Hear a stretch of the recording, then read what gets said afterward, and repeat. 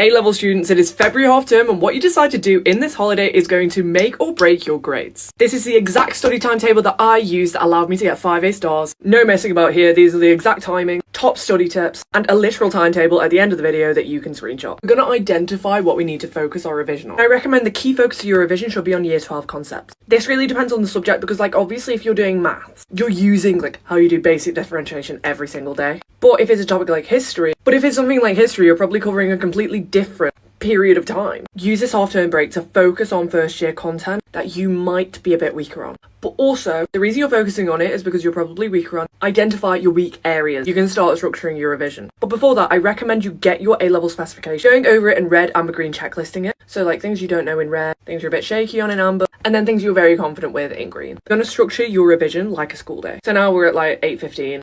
Go and just spend the first hour of your day waking up, having food and fueling yourself. 9 to 10:30, revision session 1. Deep focused revision. No phone, using Pomodoro. So this is like 25 minutes on and a 5-minute break, or maybe an hour and a 15-minute break, however you find it helpful. Or maybe working for the whole hour and a half and doing a whole practice paper. However it is, just make sure you're incorporating breaks. Or like if you are doing a practice paper and you need to focus for a solid 2 hours at a time, do not do this in every study session in a day because you're going to exhaust yourself. Alright, 10:30, first break. Just like when you're at school. You're going to take a 30-minute break. In this time, if you haven't had a proper meal, go and have one now. If you have a little snack. But crucially, get away from your desk and get out of the room that you've been revising in. So like if you've been revising in your bedroom, which a lot of people do not just go and sit on your bed. Get out of that space. 11 o'clock, we're in deep focus session 2. All the advice I gave you for session 1, do it in session 2. And you're focusing on a different subject. You don't have to, but I would recommend doing that. And then 12:30 until 1:30 is time for an extended break. It's time for lunch. Go on your phone.